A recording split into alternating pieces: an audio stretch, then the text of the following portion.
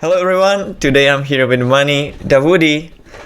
You probably recognize his face if you watch any of the recent tournaments. You're doing coverage for about a year, I think.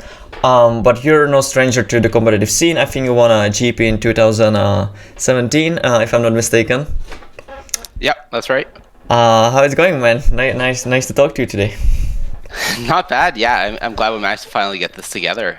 Going well. Just busy between the Pro Tour 2 weeks ago now, and just doing events for work, and got another commentary gig coming up next weekend for the league weekend. So just keeping really busy. Mm-hmm.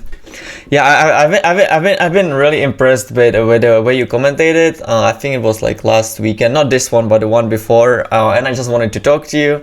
I really appreciate that you agreed to this. Before we start talking about Magic, let's find out a little bit more about you. I've asked you on Twitter what kind of hobbies you have, what you like and stuff like that. You mentioned that you like not only card games but other games as well, and you like to go to musical festivals. Is that accurate?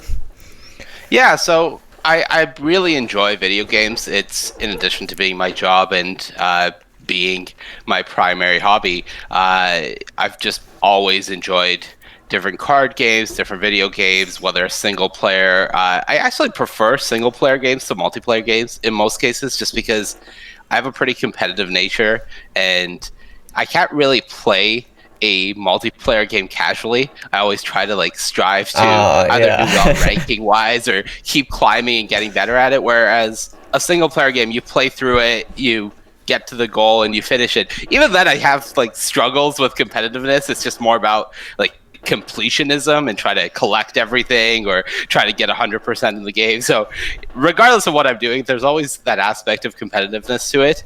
But yeah, that's always been my primary hobby. In addition to that, I love going to music festivals. I love going to musicals on Broadway and just really enjoy things that involve live music. Do you maybe connect it to Magic tournaments? For example, you travel to a certain city, and once you're there for the tournament, do you also tend to go to musicals there, or is it just in your own city, or how does that work out? That was definitely when I was traveling more. Obviously now, yeah. But in the past, when I was grinding more for Magic tournaments, I would always try to plan out multi-week trips. So it's looking at the Grand Prix schedule and looking at, okay, well, where are these naturally linking Grand Prix? Most of the times a few in the United States, but I try to make the most of it. So if there was a way that I could link them either to primarily New York City, just because that's where Broadway is and where I can always get a few musicals in, or if there's something like a music festival happening, I would try to look at, okay, if I do this city the week before, connect through here, do this, and then end up here for the week after, you can plan a multi-week trip. Now, I haven't done that since I started working full-time, but before that, it was a pretty common occurrence 2 to 3 times a year that I would plan out my trips like that. What do you like about musicals so much? I don't actually know that many people who go to them. I always thought that, why don't the people just listen to the music at home? But it's probably a different experience. If you can just tell me a little bit about it. There's just a different energy to it being live. I know that growing up, especially in high school, I was a theater kid, so I liked being on stage and I liked the directing and backstage parts of it, and watching all the machinations of a stage and a musical come together live in front of you. And it's the same for plays, but musicals just have a certain more entertainment aspect to it. But watching it all come together on stage, you really get an appreciation for it that you don't just from the music. I love listening to musical albums as well to experience it after the fact, but there's just something different to seeing all the hard work of so many people coming together perfectly tied, because if a single person messes up their part of it, you notice. It's the same as broadcasting. It's the same as commentary. It's a group of people coming together, each with their own specific role, and they all have to do it perfectly in order to put out a great final product. Sounds interesting. Maybe I should go at some point. Obviously now we have Corona, so I can't. But maybe I will look into it in the future. You mentioned a couple of times the fact that you work in a gaming industry. You mean something outside of Magic, right? Can you maybe tell us a little bit more about that? Yeah, so for the past almost 2 years now, I have been involved on the events team at a company called the Gaming Stadium. We started out as a local space that it was really resembling a local game store, like we're used to the concept with card games, but for more esports titles and competitive video games. So we were a place where we had a lot of PCs similar to LAN cafe, but we were really tournament oriented. So it was, rather than just being a place where people can come by and play hourly, it was a place where people could come by and compete. And coming from my background of Magic and coming from years of competition, it was something that I was naturally drawn to. The concept intrigued me because growing up, there wasn't anything like this. When I played video games, it was either at a net cafe or with friends at home, but there was no idea of local competitions. The idea of competing was just so foreign, right? It's this thing that you think about and you're like, well, there's no real avenue for it. And as esports has kind of come up, this became a reality. And then over the past year with COVID, we've transitioned more to online, and the business model has changed a bit, but it's still the same idea of trying to provide those competitive outlets, not just to people at the top of esports, but on a more lower community level. And that has involved Magic. I've run a few Magic tournaments just because it's something that I know, and it's a community that I want to give back to and run tournaments for because people enjoy playing in them. It's interesting that you're saying that there was like a place with a lot of computers where people are just like competing, because when I was like 5 to 10 or whatever, as you said, there were like a lot of cafes where people could just like go and play because maybe they didn't have as strong of a computer home, so that they just went there. I just kind of thought that these places are dead, so it's just interesting to hear that places like this still exist and they're successful. Yeah, I mean, there's different ranges of success, but in many places, including Korea, the net cafe model is still extremely strong just because the priority of home internet isn't the biggest thing. It's still this idea that you can go to these places and really get the most out of it. I think Southeast Asia is another place where I know, following different competitive gaming scenes like Dota, for example, it's not uncommon for a professional team to compete out of an internet cafe rather than at home, just because it's much easier to get great internet there. But I'm sorry to interrupt. Is internet the main reason why people go there rather than just playing from the home, or do they just want to be together, or what's the actual why do they want to go there, right? Because I assume they have to like pay for it, they have to travel there. What's the upside of going there over playing home? It's different reasons. I know some of our customers, it was a matter of their PC. I would guess that's not the case for most competitive and professional gamers. Perhaps it's just the idea of having a more stable internet connection. I would guess that playing with your team definitely plays a part into it for professional players that don't have a team house, for example, where they can all be together. That's the easiest place to congregate and be able to play as a team, just because it does play a part into that camaraderie and being able to work on your teamwork while being together, work on your communication before and after games. So I think there's many reasons to it why it happens. I know here the primary reason I saw was people just didn't really have a stable internet or PC at home, so they would rather go to a LAN cafe and get the experience there instead. Mm-hmm. That makes sense.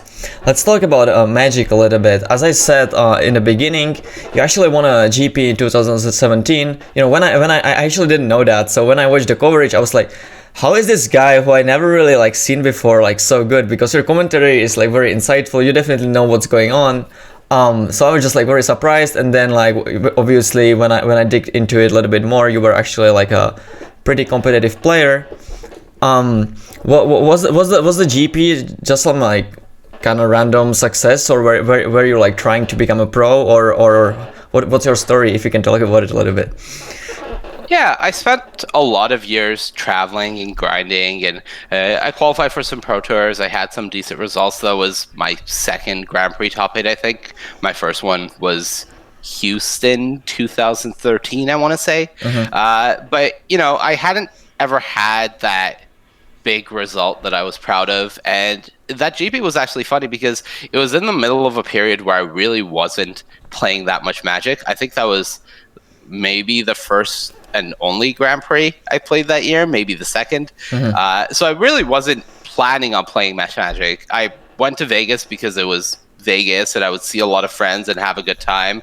And I was planning on playing the limited Grand Prix then. And it was funny because I scrubbed out of the Grand Prix on day one and I was like, okay, well, that's my weekend. But it was Vegas. So that was actually the time when they did 3 Grand Prix on the same weekend.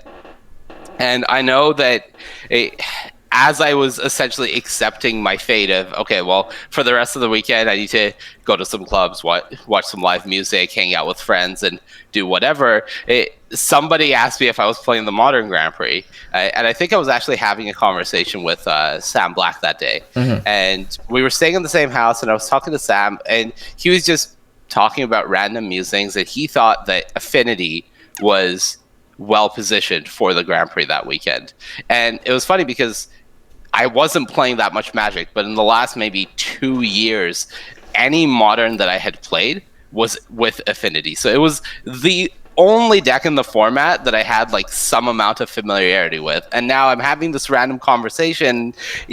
Somebody I really trust, someone whose opinion I respect in Magic, is talking about how maybe the deck best positioned for the weekend is the only deck I have any experience with. It feels like a weird coincidence, but I'm not going to just ignore that. So I asked around, I asked a few friends if anybody has a copy of Affinity, and a friend of mine has a copy that he's planning on not playing. He's decided on playing a different deck. He's like, do you want to borrow it? And I just registered for the Grand Prix at 2 a.m. the morning of. Wow. I think actually we went to some club that night, and I woke up at like 7 in the morning and went to the Grand Prix and played.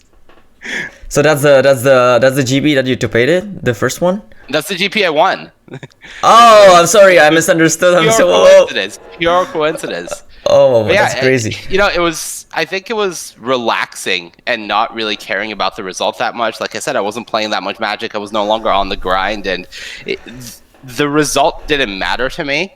And that's kind of when my best result came. And I think it made a lot of sense. I stressed myself out for way too long, caring about the grind and trying to qualify for the Pro Tour, try to have that good result, that breakout result. And when I let go of all of it was when I had my best result. Was the Affinity actually well positioned, or did you just get lucky at that tournament? I think it was well positioned. There were 3 copies in the top 8. Alan Wu, one of the best players that nobody had heard of at the time, that everybody knows now, was also in that top 8 with Affinity. Everybody had really cut down on their white hate. The most popular deck in the room was, I think, Grixis Death Shadow, and Affinity was one of the decks that actually had a good matchup against that deck. So it was a good weekend. It didn't remain that way after that, but at least for that time, it was a good call. So you won the GP. Anytime someone spikes a tournament like this, I assume that you started taking Magic a little bit more seriously again, or did you just not care anyway, or what happened after that? Not really. The GP qualified me for a Pro Tour, and I went to that, and nothing really came of it. But after that was more back to business as usual. I wasn't grinding as much, just not playing. But it was something that made me happy to walk away and realize if I never qualify for a Pro Tour again, or if I never have a result again, I would be okay with that. I'd done something that I was proud of in the game. I started playing more once Arena came out, just because it felt like an accessible way to play the way I wanted to, which was a few games a day on a casual level, or just play some ladder and just play about as much Magic as I want to without a heavy money or time investment. So Arena was kind of the big thing that got me interested in playing some Magic again. I had a few more results after that, but it definitely never took me back to the same level of involvement I had before. I see. So you're doing commentary now for about a year, but you won the GP in 2017. We have a 2021 now, so there's 3 years gap between that. How did you actually got into the coverage? Did you just start making some videos? I'm just interested in how you got in. So I started, like I said, I started playing more with Arena, and about last year, it had been a year of me kind of playing some Magic again, and I went to DreamHack in Anaheim, the first and only DreamHack. The last tournament, it felt like, for me before everything shut down. And I ended up taking second. I put a lot of time into practicing for it, and I really, really learned my deck inside and out. And it was a good tournament. I ended up getting second. I was pretty disappointed with the result because first was an invite. It was to the Mythic Invitational that was coming up that year, and it mattered, but it ended up not being the case. What deck were you playing? I'm sorry to interrupt. What deck were you playing? Was it a Temur Clover deck, or is it something different? Sky Fires. I lost to Temur Clover in the finals. I see. Nobody was playing Clover at the time except for Aaron, and he ended up winning the whole thing. So I think after that result, I was disappointed, but also I was kind of riding that high of playing Magic, and everything shut down, but there was online Magic now happening, and Channel Fireball had started running their Grand Prix online, or what was the equivalent of online. I think it was called Magic Fest Online. Yeah. And something I noticed while playing in them was they were having a lot of people do commentary. It was different streamers, different players, different Channel Fireball signed players, and commentary had always felt like something that I not only wanted to do, it was one of my dreams to do commentary for Magic, but it felt like something that I could be good at. So when I noticed that there was a more accessible opportunity, I noticed that essentially it seemed like anybody that at least had some idea what they were doing or wanted to give it a try and had the connections could do it. So I reached out to Martin Juza, who is a member of Team Channel Fireball and was doing some commentary, and I asked him if he could put me in touch with the person that was making the decisions for the commentary teams. And Martin connected me. I sent out an email, and it just so happened that they did potentially have some openings, but they told me that they would get back to me. And maybe a week later, it was 3:30 in the morning, and my sleep schedule is messed up. So mine too. Don't worry about it. I get a message at 3:30 in the morning from Martin, who says, "Hey, do you want to do some commentary still?" And apparently, his commentary partner for the 4 a.m. to whenever shift was sick, and they didn't have anyone to cast with him last minute. And I was still awake at 3:30 in the morning, so Martin just messages me, and he's like, "Do you want to do some commentary?" And I'm like, "Yeah, sure." I was eager for any opportunity. I wasn't about to turn it down now, so I got ready. I did it, and it went fine.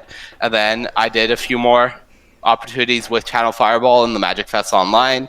That led to the original Pro Tours Online that they were running, and from there somebody put a good word in for me with Wizards of the Coast, and I got an email from Paul Cheon asking if I wanted to do a trial for the Players Tour Finals, and things just went from there. That's a crazy story, man. If you had a regular sleep schedule, you wouldn't be where you are. I have no idea. If I wasn't awake for that call, I don't know if I would have gotten an opportunity 3 weeks later, maybe a different time. Who's to say, right? It was pure coincidence. I actually didn't watch you doing a commentary at the beginning, so I don't actually know if you've been as good as you are now, even like from the beginning, or did you like get better over the time? Because it is a year. I assume that you commentated a lot of tournaments. Do you just have a natural talent, or are you like slowly improving? What do you think about that?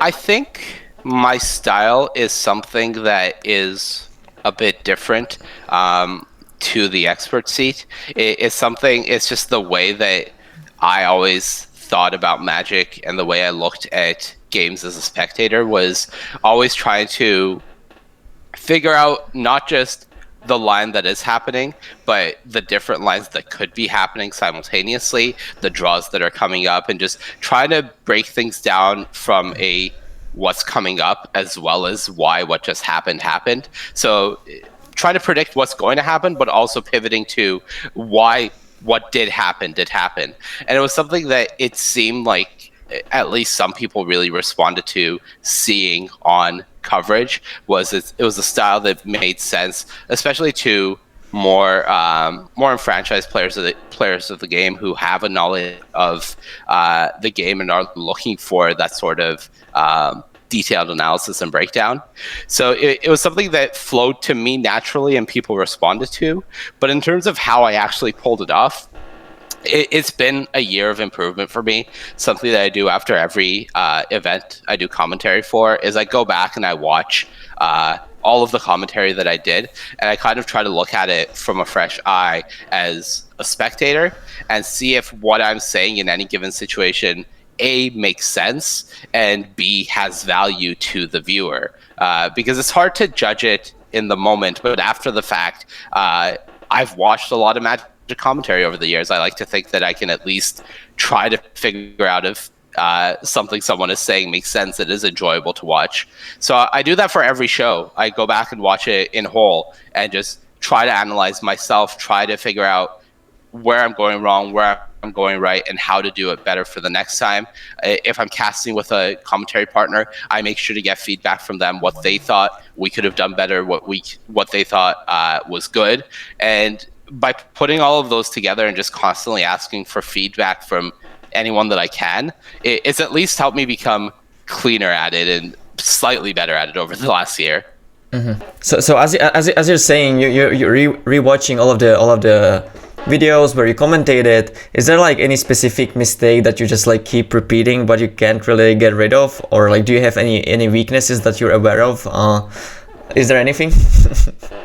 The biggest thing for me is just tunnel visioning on certain lines of play or certain matters where I can overly focus on something that doesn't quite matter in the grand scheme of things, which leads to missing more basic lines. I think it's the classic fancy play syndrome, but the equivalent of it in commentary, where sometimes trying to overanalyze something just because that is the style of how I'm thinking about the game can miss the most obvious thing, like, oh, that's just lethal, right? So I think the one thing that I always somewhat struggle with is there are moments where I'm so deep inside the moment of trying to figure out the different lines of play that I just miss the most obvious line of play. You mean that there's just like some very obscure thing that you can do and it just like looks super cool, but you can just like kill 2 creatures and win, but you don't like necessarily see it, or is that what you mean? Yeah, exactly. Like I think something that I was a direct example is at this latest event. There was a Doom Foretold on the battlefield, and a player played in a way where they put their opponent to 2, and I was saying, okay, well, they don't need to use this removal spell. They don't need to do this and this and this. They're going to win the game in 2 turns. But if they just use the removal spell on their opponent's creature, the Doom Foretold will trigger, deal 2 points of damage, and the opponent dies, and the game is over. But I was so focused on how to win the game in 2 turns that I just completely ignored the immediate way to win with perfect information. And it's one of those things where, I think it'll get better with time. Just the amount of information present on a game of Magic where you're trying to process it from both sides can be really overwhelming at times, and trying to figure it out where I'm trying to figure out what information both players have access to in terms of hidden information and what they don't, because when I'm trying to present potential lines and breakdowns of what is to come, I can't do it with commentary bias. It doesn't work. People watching will realize, well, the only reason that person would make that line is if they have perfect information. So I need to really try to continue looking at the game from one player's point of view and try to block out information that they shouldn't have in order to give reasonable lines that make sense, and then do it from the other side over and over again every turn.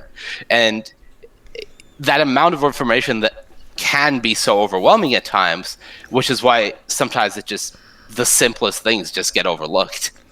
Yeah, I wanted to ask about it, especially when you watch the footage on Arena. If you like sometimes like kind of tunnel vision imagining yourself that you're like one of the players, that you just like look at the game from one player's perspective and like don't really think about the other one? Or are you always trying to, well, this is this player's turn, let's think about that, and it's like his opponent's turn, let's think about that? Like is that ever happening, that maybe you like see all the lines from one player because you're like focused on him and maybe you don't see the lines from the other one? Is that ever an issue? Not really. I try to just continuously alternate between the two players, just because when trying to lay out a story for the game, right? Essentially in commentary, what I'm doing is breaking out a step-by-step story of how do I think this game is going to go. And that involves a back and forth. It's not just one player does a bunch of things and then the other player responds. It's, okay, well, if player A does this, how is player B going to respond, and what will that exchange look like? So when I'm trying to visualize that, I'm going, it's like playing a turn of Magic, where I'm going, okay, priority, priority, priority, priority, and how is each of those responses going, and what is the branch of each of those looking like? If this player does this, what are the two branching options for the other player? And if they pick branch A, what does that look like? If they pick branch B, what does that look like? And trying to imagine that, because in that way, I can tell a compelling storyline about what I think the game will look like in 2 turns, and what the actions from each player is going to look like. That makes sense. I don't get to talk to a Magic commentator every day, so there are like a couple of things that I'm interested about from like behind the scenes. Do you like, for example, after the matches sometimes like talk to each other, like you missed this, or do you like sometimes choose a certain commentator for like a specific matchup because you like know that he understands that matchup better? Are these things like happening behind the scene, or is that just like not a factor at all? For most events, the commentary schedule is set in advance, so the commentators aren't picked based on their expertise on a specific matchup. That we have a set schedule going into the day.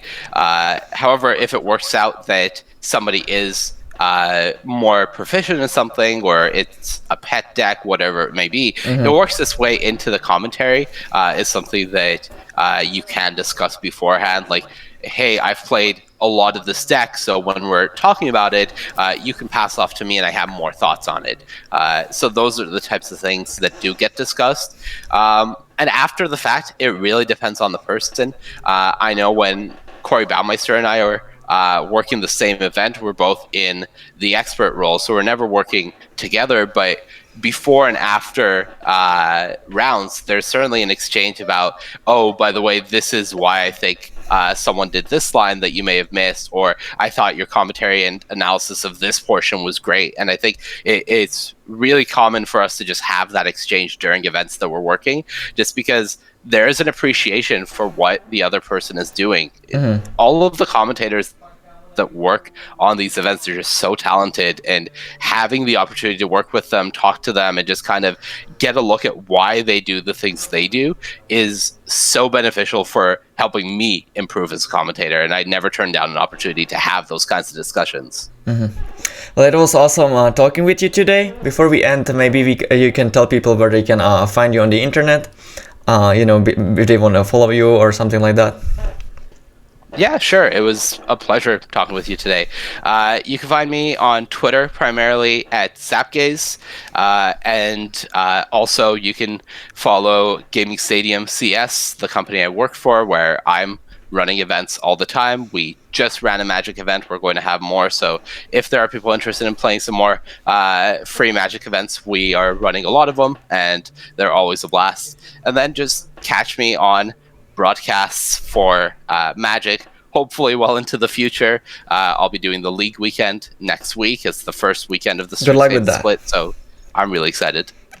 If you guys like the video, please click on the like and subscribe button, and good luck with the League weekend, and see you guys next time. Bye bye. Thanks, Petr. Have a good day.